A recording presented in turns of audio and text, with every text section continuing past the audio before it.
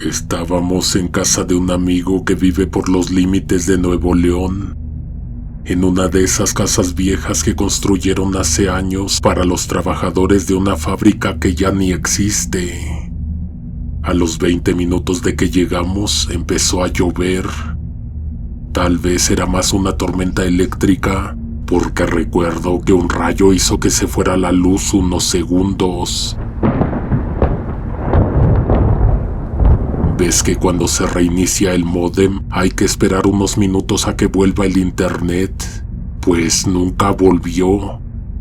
Seguro se dañó algún cable o un poste. El caso es que nos quedamos incomunicados como si estuviéramos encerrados en un sótano. Era de noche, aunque no muy tarde. No podíamos poner ni música, ni la tele, ni ponernos a mirar en silencio nuestros teléfonos. La hermana de Raúl estaba con sus amigas en su recámara. Se aburrieron y se bajaron a la sala, nosotros también. Alguien, no me acuerdo quién, dijo que antes de que se fuera la red alcanzó a ver un posteo en Facebook. Era una de esas cadenas que se hacen virales. Decía algo como: ¿cuál ha sido la peor traición que has vivido a manos de un ser querido? Raúl estaba en la cocina preparando drinks y pues ya así nos entretuvimos como en la edad de las cavernas, conviviendo entre nosotros. Todos empezaron a contar cosas. Uno que su exnovia se acostó con el entrenador, otro que su papá tenía otra familia. Cosas fuertes, sí, pero nada fuera de lo común, hasta que le tocó hablar a la amiga de mi hermana. Ella no dijo nada al principio, solo agarró su vaso con las dos manos como si tuviera frío. Luego nos miró a todos y dijo: la mía no la van a creer, pero lo juro por Dios que pasó. La amiga de mi hermana, Jacqueline, empezó su historia diciendo que todo pasó cuando iba en la prepa. Dijo que en ese entonces tenía una mejor amiga que se llamaba Maribel. Eran inseparables. Así lo dijo sin exagerar, inseparables. Se conocieron trabajando en un Domino's y de ahí se hicieron uña y mugre. Entraban al mismo turno, se regresaban juntas en el camión, hasta lo más mínimo. Y eso es importante porque lo que vino después solo te puede doler tanto cuando viene de alguien así. A Jacqueline le gustaba un chavo que también trabajaba ahí en la misma sucursal, uno de los pizzeros. Dijo que no era el más guapo ni el más popular, pero que tenía algo, un no sé qué. Le gustaba tanto que entre ellas hasta se refería a él como su novio, pero de juego, porque según ella ni de chiste algún día le haría caso. Así lo dijo. Yo sabía que no era de mi liga, pero me gustaba igual. Aún así, no se quedó cruzada de brazos. Que si se peinaba diferente, que si se arreglaba más de lo normal, que si de repente se quedaba unos minutos más después del turno nomás para coincidir con él. Pequeños detalles que uno hace cuando le gusta a alguien sin decirlo abiertamente. El chavo, por su parte, era amable. Nunca fue grosero, nunca la hizo menos, pero también tenía ese tipo de actitud que no deja ver bien si está interesado o solo es buena onda. De esos que sonríen siempre igual, ya sea contigo o con quien sea. Difícil de leer. De todos modos, Jacqueline se aferró. Poco a poco, según ella, empezó a notar cambios. Que este muchacho ya la buscaba con la mirada, que le hablaba más, que incluso se acordaba de cosas que ella le había dicho días antes. Según ella, sí estaba logrando algo. Hasta ahí parecía una historia normal. Una historia de prepa, pero no. porque aquí es donde entra Maribel y lo que hizo. Un día estaban en el trabajo haciendo planes para salir a bailar. Nada serio, solo platicando que si iban acá o allá, que si vestirse así, que ahorita le pedían permiso a su mamá. Era de esas conversaciones que empiezan en broma y luego se hacen reales. Justo en eso, el muchacho que andaba cerca se metió a la plática. Les dijo algo como, ¿y a mí no me van a invitar o qué? En tono de broma, según.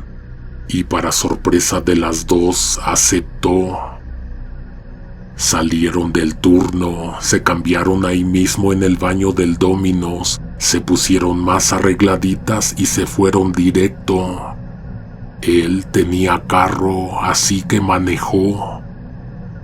Jacqueline se sentó adelante con él, Maribel se fue atrás. Todo bien, era uno de esos días que parecen sacados de una película. Fueron a varios antros en la zona rosa, tomaron, bailaron, se rieron como si no tuvieran que trabajar al día siguiente. El chavo era parejo, bailaba con las dos, les daba la misma atención, se tomaba selfies, pedía rondas, se reía de todo. Jacqueline estaba en la gloria. Ella juraba que esa noche algo iba a pasar, que eso era una señal, que por fin, después de tantos meses, él ya la veía de otra forma. Salieron como a las 3 de la mañana. Ya todos traían sus copas encima. No como para caerse, pero sí como para no tomar decisiones inteligentes. Se subieron al carro otra vez. Esta vez Maribel se fue adelante con él. Jacqueline se sentó atrás. Nadie dijo nada, nadie preguntó a dónde iban. Solo encendieron el motor y se echaron a andar por la ciudad, como si fueran a algún lugar, pero sin rumbo. Jacqueline dijo que cuando iban por Insurgentes, todo empezó a sentirse raro. Ella iba atrás medio mareada, viendo pasar los anuncios y las luces como si fueran manchas, pero de reojo alcanzó a ver algo que la hizo enderezarse en el asiento. La mano de Maribel estaba sobre la pierna del muchacho. Al principio pensó que tal vez era sin querer por el movimiento del carro, pero luego notó cómo esa mano se deslizaba más hacia el centro, despacio, con toda la intención. Ya no era un roce, le estaba tocando ahí y él no decía nada. Nada más se removía un poco en el asiento, sonreía raro, incómodo, como si no supiera si frenar o dejarse. Volteó hacia atrás y cruzó la mirada con Jacqueline, como si le estuviera pidiendo disculpas sin decir nada. Y entonces Maribel dijo: «Párate tantito, necesito ir al baño», así casual, como si fuera lo más normal del mundo. Lo que vino después fue lo que Jacqueline no ha podido olvidar. Maribel no le pidió a su amiga que la acompañara, le pidió a él. Y no fue a cualquier lugar. A la vuelta había un hotel de esos que ya sabes a qué va la gente. Estaban en una zona donde ellas mismas días antes habían dicho que era de pasar rápido y con seguro puesto, pero ahí se metieron. Antes de bajarse, Maribel se volteó hacia Jacqueline y le dijo: «Te puedes quedar aquí, duerme tantito si quieres, no tardo». Y cerró la puerta sin esperar respuesta, como si eso arreglara todo. Jacqueline se quedó ahí, sola, en el asiento de atrás de un carro que no era suyo, sintiendo que el piso se le iba, que el aire no le alcanzaba, que algo se había roto para siempre. Ni siquiera fue coraje lo primero que sintió. Fue un tipo de vacío raro, como si alguien le hubiera arrancado el estómago. No lloró, no gritó, no dijo nada, nomás se quedó mirando el tablero, escuchando los ruidos del motor apagado y tratando de entender en qué momento su mejor amiga se convirtió en eso. En alguien capaz de verla a los ojos y traicionarla tan en frío. Jacqueline nos dijo que de repente sintió una ráfaga de frío que se metió por alguna parte. No era el clima, la noche estaba fresca, sí, pero no helada. Se sintió como si alguien hubiera abierto la puerta sin abrirla. El aliento se le condensó un poco frente a la cara como si estuviera fumando. Se abrazó a sí misma sin entender por qué. El carro, apagado desde hacía rato, soltaba leves crujidos como si algo se moviera en el tablero.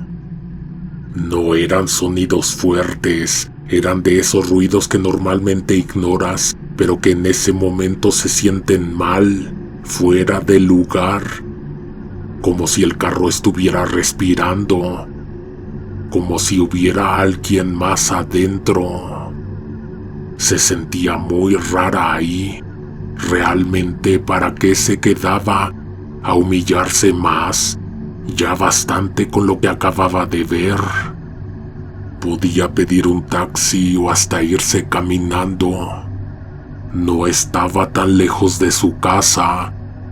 15 minutos derecho por la avenida si acaso. Lo pensó. De hecho, ya estaba agarrando sus cosas, su bolsa, su suéter y una botella de agua semivacía. El carro estaba estacionado en una calle mal iluminada. Tenía un terreno baldío enfrente, con una barda grafiteada y un anuncio viejo de cerveza. A esa hora había mucha tranquilidad, aunque de verdad no faltaba mucho para que empezara a salir gente de sus casas, rumbo al trabajo o a la escuela. Fue entonces que alguien golpeó la ventana a su lado, con suficiente fuerza para que Jacqueline pegara un brinco en el asiento. Era un hombre, no se le veía bien la cara por la oscuridad, nomás una silueta. Estaba haciendo señas para que ella bajara el vidrio, moviendo las manos como si le urgiera. Ella no respondió, le dio mala espina desde el primer segundo. En lugar de quedarse ahí, se recorrió al otro extremo del asiento, alejándose de la puerta, tratando de no verlo directamente. Y ahí, en la otra ventana, otro golpe. No tan fuerte, pero igual de inesperado. De ese lado tocaba una señora. Tenía el pelo recogido, una blusa gris y parecía normal. Ni sucia ni mal vestida. Solo parada ahí, mirando directo al interior del carro. Por un segundo, Jacqueline pensó que a lo mejor estaban mal estacionados. Que tal vez el coche estaba bloqueando una cochera o algo así. Bajó el vidrio con desconfianza y en lugar del típico "no se puede estacionar aquí", la señora soltó lo impensable. "Yo lo vi todo, la vi bien a esa hija de su puta madre. Eso que te hizo no se le hace a una amiga". Jacqueline dice que en ese momento pensó que se estaba volviendo loca. Que tal vez la mezcla del coraje, el cansancio, las chelas, todo junto, le estaba jugando con la cabeza, pero no estaba tan borracha, eso lo jura. no como para imaginarse gente apareciendo de la nada, diciéndole justo lo que necesitaba oír. Ellos qué sabían, pensó, cómo supieron, quién les contó, desde cuándo estaban viendo. La señora no se fue. Se quedó ahí, asomada por la ventana, con una calma rara, como si estuviera esperando algo, o como si ya supiera la respuesta. Tú me dices, mi niña, y les damos su merecido. Jacqueline levantó la vista y se quedó viendo a la señora. Se miraron por unos segundos sin decir nada. No fue una mirada cualquiera, había algo raro.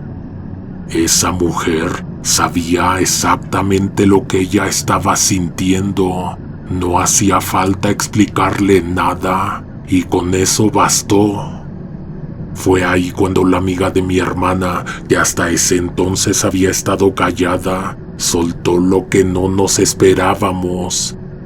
Sí, chingatela, chingalos a los dos. La historia que nos estaban contando tuvo una pausa. Nadie se movía, nadie hablaba. A todos se nos había olvidado que no había internet. Estábamos con el 100 de atención a su relato. La pausa sirvió para que Jacqueline volteara a ver a mi hermana y con ella comprobar o sustentar su historia. Esto no te lo había contado. Hubo un silencio corto. Pero ¿alguna vez has visto a un hombre y a una mujer cuando estoy contigo?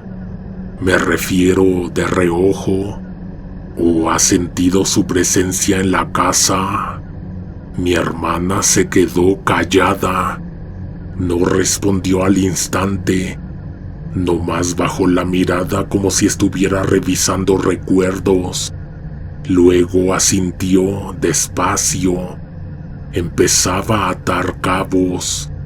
En ese momento Jacqueline soltó lo otro ya sin rodeos. Los traigo detrás de mí todo el tiempo, muertos. A Maribel y al otro güey. De vuelta a su historia, Jacqueline dijo que en cuanto la señora se fue, ella también se bajó del carro. No supo bien qué fue eso ni quién era, pero no quiso quedarse ni un segundo más.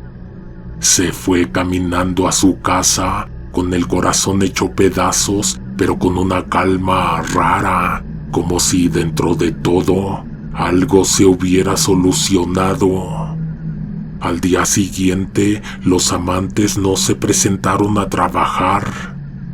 Jacqueline pensó que se les había hecho tarde, que se habían quedado dormidos abrazados en su nido de amor, que seguramente habían pasado toda la mañana juntos como si nada. Pero no, estaban muertos. Chocaron de madrugada. Él iba manejando borracho. No hubo otro coche involucrado. No hubo nadie más a quien culpar. Jacqueline tragó saliva cuando se enteró. Le costó procesarlo. No podía dejar de pensar en lo que había deseado. ¿Se lo merecían? Eso no lo sabía, pero sí estaba segura de algo. Ellos se lo buscaron, y no lo decía por la traición, lo decía por manejar así. Días después, Jacqueline volvió a pasar por donde se habían estacionado aquella noche, justo afuera del hotel de paso. Y ahí fue cuando lo vio. Un altar de la Santa Muerte en la banqueta. Flores frescas, veladoras encendidas y la figura vestida de blanco, igualita a la mujer que le había tocado el vidrio. Ese fue el momento en que lo entendió todo. Esa señora era ella. Nosotros, los que estábamos escuchando, nos quedamos callados. Nadie decía ni una palabra. El aire se había puesto más pesado una vez más, como si alguien nos estuviera escuchando desde atrás. Y fue ahí cuando pasó. Se escuchó un ruido en la cocina, un traste o una puerta. Algo se movió. Yo vi algo, dijo un amigo. De reojo, juro que sí vi a una mujer. Yo vi a un hombre, dijo Raúl, que había estado callado todo el rato. Jacqueline solo bajó la mirada, ya no parecía sorprendida. No me los he podido quitar de encima, dijo. Los traigo conmigo a todos lados.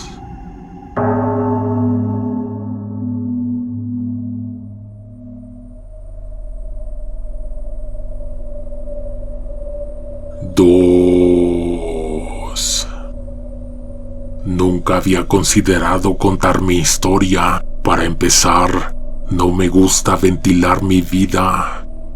Soy más de guardarme las cosas, de tragarme el coraje y seguirle. El recuerdo lo tengo bien clavado, vive en mí como algo que me da pena y que quisiera olvidar. A veces creo que se me nota en la cara como si me hubiera dejado una mancha visible. Todo empezó una noche cualquiera. Me levanté al baño y aproveché para revisarle el celular a mi pareja. No fue con plan, fue más bien como una intuición. Ya sabes, esas veces que algo te jala. Y no mames, encontré un chingo de cosas horribles. Me volví loco, así sin exagerar. Sentí que se me doblaban las piernas del coraje. Estaba solo ahí, con el teléfono en la mano, leyendo mensajes que no quería leer y viendo fotos que no quería ver. Esta sensación no se la deseo a nadie. O sea, no es como que se te muera alguien, pero se siente que algo se te rompe adentro. Algo que jamás vuelve a estar en su lugar. Había mensajes con tipos que conocía por nombre, gente que le comentaba sus redes, vatos de aplicaciones de Instagram. Había planes para verse, lugares, horas, hasta conversaciones después de que pasaba. Y fotos en posiciones que yo, en 2 años de estar juntos, nunca le había visto poner. No supe ni qué hacer. Nomás empecé a tomar capturas, me mandé algunas a mi propio número. Copié nombres, capturé pantallas como por instinto. No sabía para qué, ni qué iba a hacer con eso, nomás sabía que no podía dejar que todo desapareciera. Estuve fácil unos 40 minutos encerrado en el baño, con las manos frías y temblando. Cuando por fin salí, me metí a la cama. Ella seguía dormida, como si nada. Te juro que tenía ganas de levantarla y gritarle, preguntarle por cada uno, por cada maldito mensaje, por cada foto. Pero no pude. Me quedé mirando el techo, sintiendo que me ardía todo el cuerpo. No dormí nada. Ella se fue a trabajar como cualquier otro día, pero creo que allá en algún momento se dio cuenta de que yo había visto todo. Seguro revisó su galería o el historial y notó las capturas. No las borré, se me olvidó. Estaba tan sacado de onda que no pensé en eso. Me mandó un mensaje frío, directo. Decía que si no confiaba en ella, no tenía sentido seguir, que en la noche iba a pasar a recoger sus cosas. Ella rentaba un cuarto en un departamento que compartía como con otras 6 personas. Allá muy de vez en cuando se quedaba a dormir. Cuando le daban sus arranques de necesito espacio, se iba para allá. Conmigo tenía ropa, maquillaje, una maleta con cosas personales. Yo la vi llegar esa noche. Fue por algunas cosas que tenía en el baño. No cruzamos muchas palabras. Yo estaba en la sala, sentado, nomás escuchando los pasos. Me ardía por dentro. Estaba encabronado, pero también me dolía mucho, porque verla salir así, sin pelear, sin gritos, me hizo darme cuenta de que esto sí se estaba acabando. No le dije nada, pero tampoco le pedí que se quedara. Me quedé congelado, tragándome todo. En la noche no pude dormir. Estuve mucho rato pensando, dándole vueltas a las cosas, recordando momentos en específico, en situaciones que me parecían raras, sin explicación, pero ahora tenían todo el sentido. Con razón aquel día se depiló. Conecté un recuerdo que había tenido con una vez en que me dijo que iba a irse todo el día a ver a su mamá. Todo empezaba a hacer sentido porque recuerdo que su madre en la tarde me llamó para preguntar si ya había llegado su hija, que porque se había ido desde hace horas y no le contestaba. El psicólogo al que según iba también se lo estaba tirando. Lloré de rabia. Quise llamarle para que viniera a explicarme según yo, pero lo que quería era verla. Me estaba haciendo mucho ruido su ausencia. No entendía nada, ni siquiera sabía qué hacer con lo que acababa de descubrir, pero sentía que de pronto no podía respirar de la ansiedad.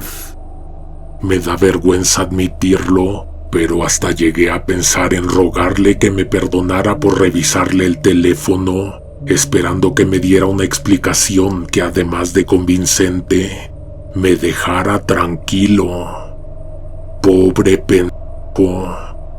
No sé si en ese momento me conecté con algo divino capaz de sentir mi dolor, pero teniendo mi teléfono en la mano, de la nada me llegó un mensaje suyo.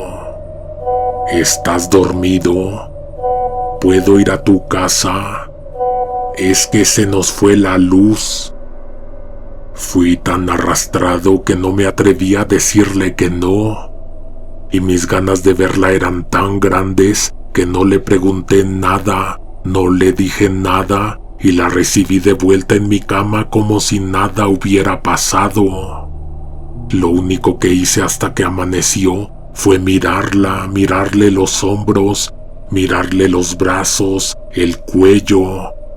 ¿En dónde habrán puesto sus manos todos aquellos hombres que la habían tenido? Dejé que pasara, pero hice lo que me prometí que no iba a hacer: pedirle perdón por revisar el teléfono. Pero por pendejo lo hice. Cuando estás tan metido en una mierda así, las cosas pierden todo sentido.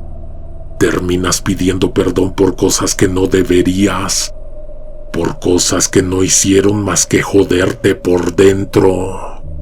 La plática que tuvimos al respecto duró apenas unos minutos, pero ella se justificó con tonterías y me inventó unas historias imposibles de creer.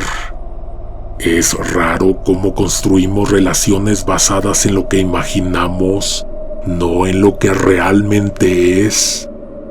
Tal vez lo que buscamos no es a esa persona, sino lo que nos gustaría que fuera. Y mientras nos perdemos en esa fantasía, olvidamos que lo único real es lo que dejamos de ver, lo que dejamos de entender, pero aún así seguimos de arrastrados. La perdoné, pero no podía dejar de pensar en todo ese montón de información que, en ocasiones, llegaba como una tormenta a mi cabeza. Esos pensamientos me asaltaban en todos lados, en el trabajo, de camino a casa. Eran como flashes. Todo lo que había leído se reproducía en mi mente a cada rato y no podía escapar. Estaba atrapado, encerrado en mi propia cabeza. No sabes el daño que te puede hacer una persona infiel si, además, no tienes un buen control de tus emociones. Estaba tan jodido emocionalmente que todo me dolía. El ruido de la ciudad, la gente, el trabajo, todo parecía ajeno, lejano, como si yo fuera solo un espectador. Tanto darle vueltas hasta que un día recordé que había guardado un número de teléfono. Lo tomé de una de las conversaciones que leí, la que me pareció la más extraña. A esa persona ella le enviaba sus fotos como para que la seleccionaran, la contrataran o para tratar de convencer a alguien de tener intimidad con ella. Como un casting. Mandé mensaje desde mi teléfono para averiguar.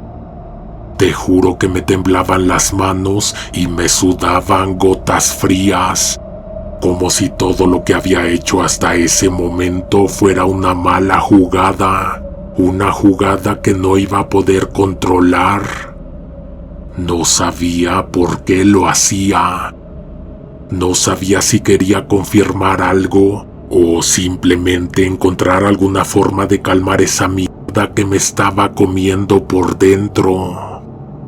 Un mensaje automatizado me respondió que estaban fuera del horario de servicio, pero que en cuanto hubiera alguien disponible, me iban a contestar. Atentamente, El Espejo. Así se llamaba la persona o el lugar. Tenía que tratarse de un lugar, ahora que veía que hasta tenían un chat dedicado para negocios o eventos. A las 2 de la mañana me respondieron el mensaje. Era un pequeño menú. ¿Eres él o eres ella? Me quedé un rato mirando la pregunta.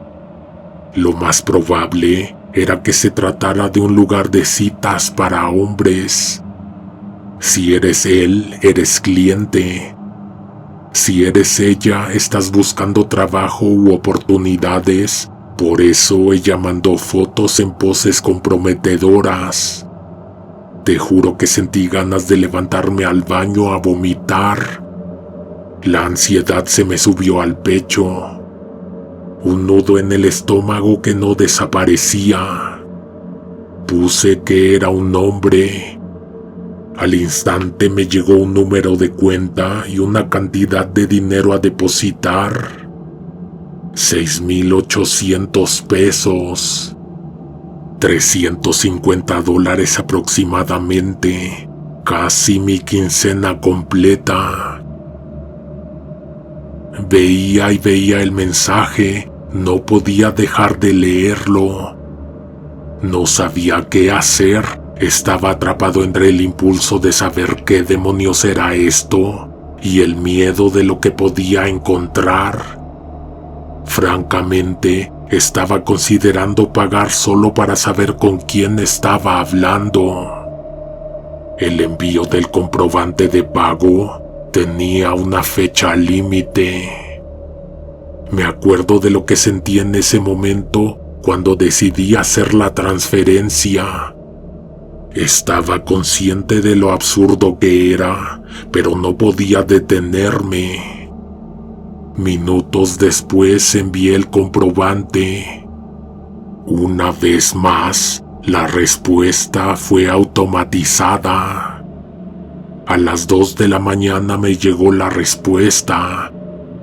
Una imagen, un flyer o un póster del evento con la dirección, el código de vestimenta y las reglas. La dirección me llevó al centro histórico, Muy cerca de la estación del metro saltó del agua. La cita fue a las 3 de la mañana. El silencio estaba impregnado por un aire pesado, cargado de olores nauseabundos. El pavimento, mojado por la lluvia de la tarde, ahora era una masa gris manchada de aceite y charcos que no se secan. Había una capa de suciedad que no se podía ignorar y ruido de camiones de carga pasando a toda velocidad por eje central. El humo de sus escapes se mezclaba con el olor a orines y a basura. El edificio en sí no destacaba. En la planta baja había uno de esos talleres mecánicos viejos con la pintura desgastada por el paso de los años. Desde afuera no había ni un solo detalle que revelara lo que sucedía adentro. La puerta estaba un poco oculta. Ni un letrero ni un símbolo. Solo un par de coches estacionados en la acera y varios más en la entrada del lugar que parecían estar ahí para un evento al que nadie más había sido invitado. Entré al taller y el aire estaba cargado. El lugar olía a humedad y a metal oxidado, con un rastro algo podrido que no lograba identificar. El piso estaba cubierto de tierra y manchas de grasa. Cada paso sobre el suelo resonaba con un eco que me hacía sentir como si todo lo que tocara estuviera contaminado. Al fondo había una puerta de metal, gruesa y pesada, que parecía ser la entrada a algo más. Sobre la puerta había un espejo rectangular. En él había una frase pintada con lápiz labial: «Pase usted». La empujé con esfuerzo y el ruido del metal raspando contra el marco se sumó al silencio opresivo del lugar. Al abrirla, el pasillo que se extendía era oscuro, con una luz tenue que apenas iluminaba las paredes grises, manchadas de humedad. La alfombra del suelo estaba sucia, rota en algunos lugares. Se podía ver el desgaste del tiempo, con marcas de moho y manchas de suciedad que no podían disimularse. El aire dentro del pasillo era denso, cargado de una sensación de estancamiento, como si el lugar no se hubiera ventilado en años. Como si el lugar no se hubiera ventilado en años. Me costaba respirar, como si cada inhalación me llenara los pulmones de algo viciado. El ambiente estaba opresivo. Al final del pasillo, a la izquierda, había una taquilla pequeña, desgastada, como si fuera parte de algún rincón olvidado. No tenía ninguna señal que indicara su propósito, solo un par de dulces empacados, desmoronándose en sus envoltorios, como si estuvieran ahí desde hacía demasiado tiempo. Frente a ella, otra puerta sin señales, sin nada que la identificara, era un acceso al foro, al espacio donde se haría todo. Antes de entrar sentí que la ciudad estaba a kilómetros de distancia, como si todo lo que fuera a ocurrir ahí no tuviera nada que ver con el mundo exterior. Al entrar, me dirigí a los asientos. Era un foro, un teatro. Estaba a la mitad de su capacidad total. Había menos butacas vacías de las que esperaba. Las que estaban ocupadas eran las que miraban directamente al escenario. La mía estaba en una fila intermedia. No era mala, pero definitivamente había asientos mejores. Los que quedaban más cerca, con vista directa, parecían estar reservados para otro tipo de personas, tal vez un nivel superior de membresía o algo más exclusivo. No había duda de que había jerarquías ahí, aunque no se veía nada que las explicara. El lugar, como todo lo demás, parecía estar en el borde de lo aceptable. Las butacas estaban tapizadas con un material barato, desgastado por el uso constante. Y aunque parecía cómodo a simple vista, al sentarme pude notar que el cojín ya estaba hundido en los sitios donde más se había presionado. Miré a mi alrededor, la gente parecía tranquila, como si ya hubiera estado ahí varias veces. Sus rostros no mostraban mucho, pero sus ojos, esos ojos eran los que me daban la sensación de que ya conocían lo que pasaba en ese lugar.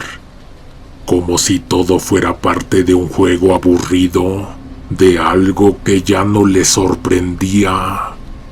Las luces se apagaron de golpe. Un silencio total llenó el foro y un escalofrío recorrió mi espalda. La tercera llamada resonó en el sistema de sonido. La gente alrededor no reaccionó, pero yo pude sentir cómo la atmósfera cambiaba. Había algo, una tensión que se podía cortar. La oscuridad en el foro era total. No quedaba ni un solo rincón iluminado. Y entonces se prendió un reflector y se levantó el telón. Un sonido metálico rompió el aire y en ese momento el espectáculo comenzó. Un hombre con una máscara se destacó entre las sombras. Su torso desnudo resplandecía bajo las luces, sus músculos tensos como si estuviera preparado para algo más que un simple espectáculo. Llevaba pantalones de cuero negro ajustados que resaltaban la dureza de su postura, pero era la máscara lo que realmente lo hacía intimidante, como si su rostro no existiera. Su presencia dominaba la sala, imponía un silencio pesado. Incluso los murmullos que flotaban antes de que comenzara el espectáculo desaparecieron. Todos, incluyéndome, estábamos fijados en él como si nuestra mirada no tuviera opción. A su lado estaba ella ahí, Marcela, mi ex, completamente desnuda, como una extensión de la voluntad de aquel hombre. Él ordenaba y ella obedecía. Su cuerpo, expuesto y ajeno a la vergüenza, parecía estar diseñado solo para el acto que estaba por ocurrir. Estaba tan cerca de él que sus movimientos eran una especie de sincronización, como si no tuvieran pensamientos propios, solo actuaran bajo unas órdenes invisibles. Los mensajes que le descubrí en el celular ya no importaban. Lo que estaba pasando frente a mí, lo que estaba ocurriendo en ese momento, me llevó a trascender completamente ese estúpido problema. No tenía espacio para pensar en la infidelidad.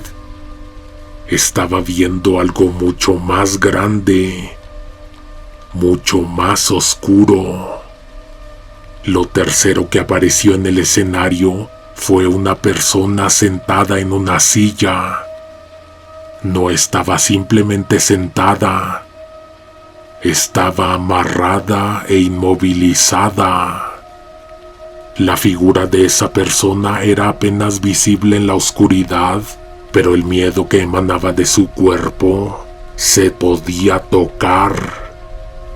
El aire se cortó en ese instante cuando comprendí lo que estaba a punto de pasar.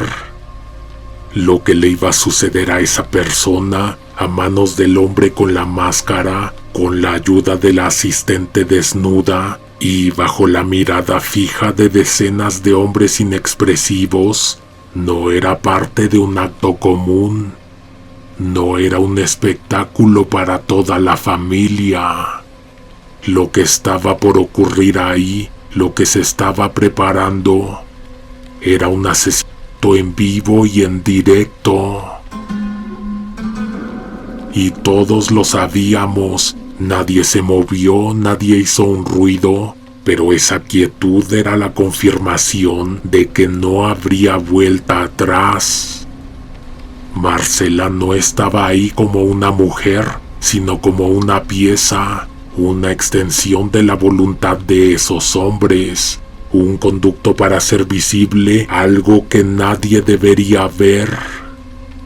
Marcela como asistente estaba tan distante de lo que era, de lo que yo le conocí. Su cuerpo desnudo se movía con una calma desconcertante, pasando herramientas o armas al hombre de la máscara, en una especie de coreografía ensayada, repetitiva. No había prisa, solo precisión. Cada gesto estaba calculado. Sabía lo que iba a pasar, lo que debía hacer. Ella era parte de la maquinaria de horror que giraba sin detenerse. En un rincón del foro, una tómbola giraba lentamente y cada número que caía era seguido por un murmullo ansioso. Era un sistema, uno macabro, de participación. El público podía decidir qué sucedería a continuación. La tómbola sacaba un número y la persona que tenía ese número anotado en su boleto levantaba la mano, con un rostro indiferente, como si nada estuviera sucediendo. Luego, esa persona elegiría una herramienta o un arma. Podía ser un cuchillo, una sierra eléctrica, un mazo, unas tijeras, un cortacadenas, un soplete. Parecía que de inventario no había límites. Lo de las armas no se trataba de una elección común. Cada número marcaba una parte del espectáculo, una decisión en el destino de quien estaba atado a esa silla. Uno de los hombres al frente fue invitado al escenario. Su presencia no fue casual. Seguramente venía incluido con su membresía. El hombre con la máscara lo señaló y su rostro impasible no mostró ni una pizca de emoción. El espectador subió al escenario sin dudar, como si estuviera participando en algo normal. Definitivamente, algo que ya había experimentado. En ese momento, el grito del sujeto amarrado a la silla se filtró en la sala, apenas audible, como si el sonido estuviera ahogado. Quería irme. Mi cuerpo me pedía que me levantara, que saliera de ahí, que todo eso no tenía sentido. Pero no podía. Algo en mi interior me decía que no podía irme, que iba a llamar la atención, que ya había cruzado un punto de no retorno. Me levanté después de soportar mucho. En las puertas había un anuncio que decía que, una vez cerradas, no se abrirían hasta que todo terminara. No te puedo decir todo lo que pasó, ni siquiera la mitad. Solo te cuento lo necesario para que te lo imagines, porque mi presencia en ese teatro y mi silencio después de haberlo presenciado constituyen un delito. No hay palabras suficientes para describir lo que ocurrió, ni para justificar lo que vi. Cuando todo terminó, cuando el sujeto en la silla ya no se movía, el hombre con la máscara dio las gracias y se retiró. La escena que dejó atrás ya no requería palabras. La asistente, que parecía tan vacía como siempre, comenzó a limpiar con calma, como si la sangre y el dolor fueran solo la parte mínima de un trabajo rutinario. Sus movimientos eran tan mecánicos que no parecían humanos, solo la repetición de una tarea que ya no sorprendía a nadie, ni siquiera a ella. Cuando me levanté del asiento, Marcela me vio. Sus ojos se cruzaron con los míos y en ese momento me reconoció.